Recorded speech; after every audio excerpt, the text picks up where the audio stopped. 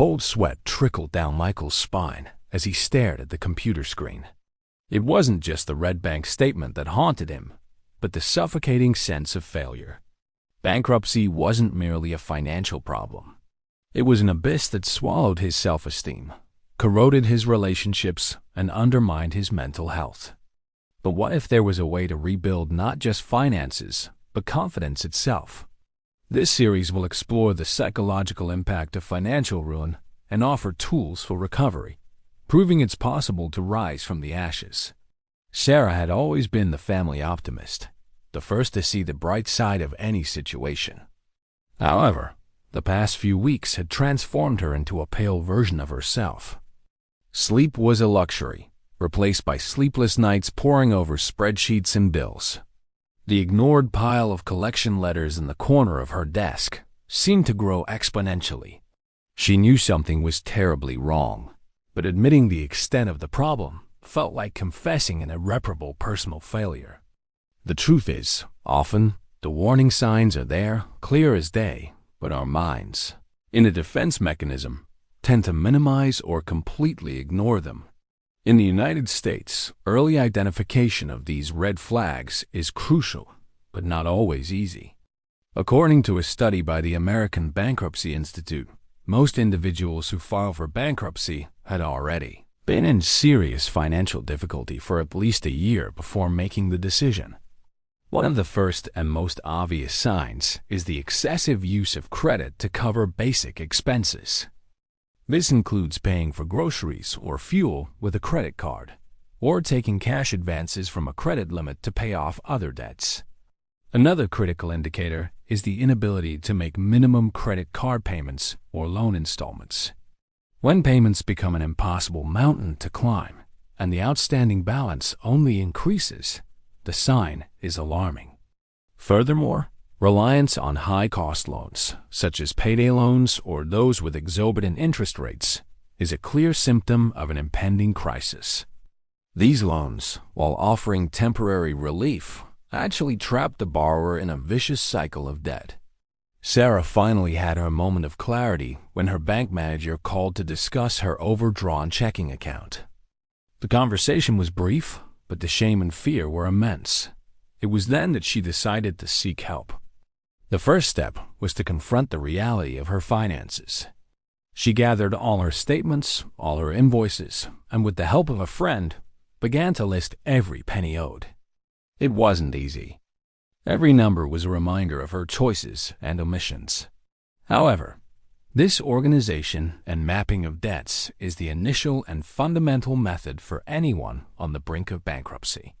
Knowing exactly how much you owe, to whom, and at what interest rates, is the first step to regaining control. The lesson Sarah learned was painful, but essential. Denial is the enemy of recovery. The red flags are not just financial indicators.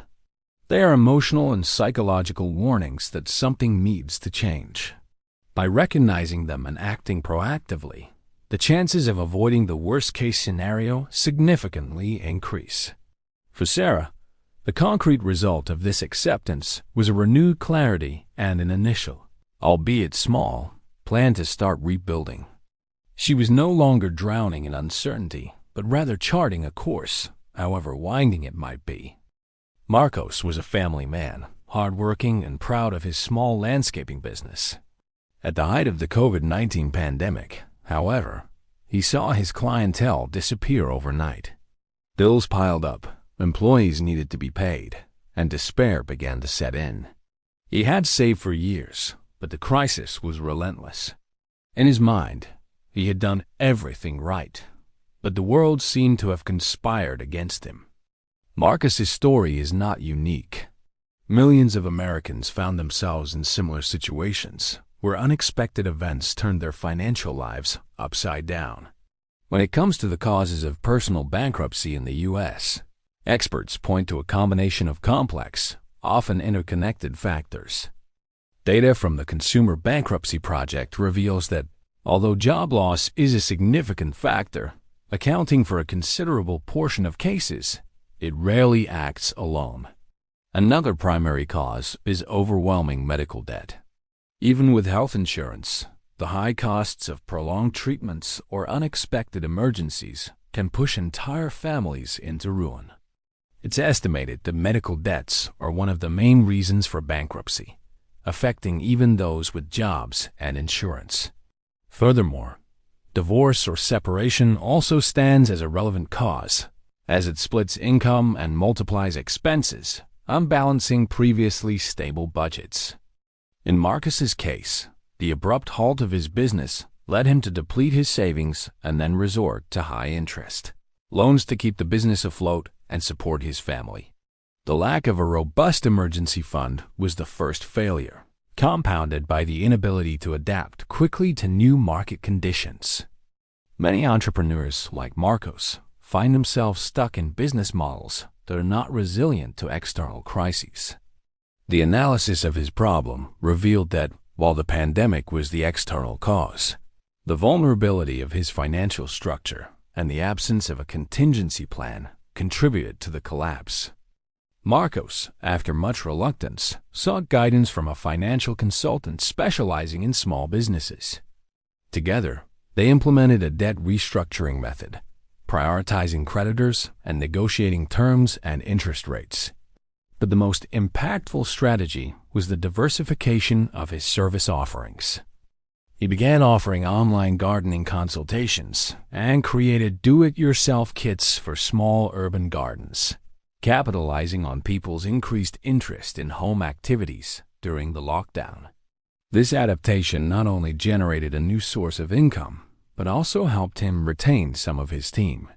The practical conclusion for Marcos was that, while some causes of bankruptcy are uncontrollable, like a pandemic, financial resilience lies in preparation and adaptability. The lesson learned was the importance of building not just a business, but a fortune resistant to external shocks, with multiple income streams and a solid emergency reserve. The concrete result for Marcos was the survival of his company in a new guise, avoiding bankruptcy and, more importantly, recovering his dignity and the hope for a more secure future. Emily, a young graphic designer, always had an artistic streak and a natural talent for creativity. What she lacked, however, was any notion of how to manage her own money.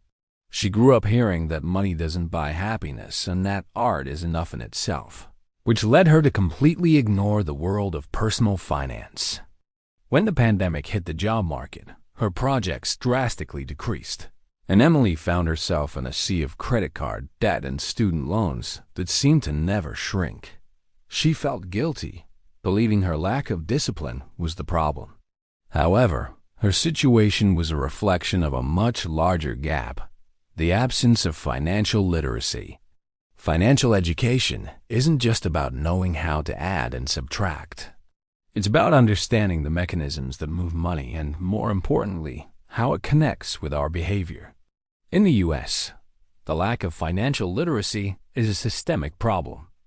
Research from the Financial Industry Regulatory Authority shows that a significant portion of Americans cannot answer basic questions about financial concepts, such as compound interest or inflation. This gap leads to common mistakes that, when combined, can be catastrophic. One of the biggest is impulsive and uncontrolled spending, driven by offers and the have-it-now culture. Another frequent error is the absence of a personal budget, which prevents tracking money flow and identifying where it's leaking. Furthermore, ignorance about basic investments and reliance on complex and risky financial products without proper understanding are also common pitfalls. In Emily's case, her problem wasn't a lack of initial money, but the inability to plan and prioritize spending. She spent what she earned, and a little more, without ever thinking about the future or unforeseen circumstances. Emily's method for overcoming this began with a simple but revolutionary step for her: the creation of a detailed budget. She used a finance app that helped her categorize every expense and income. Initially, it was shocking to see how much money she spent on non-essentials.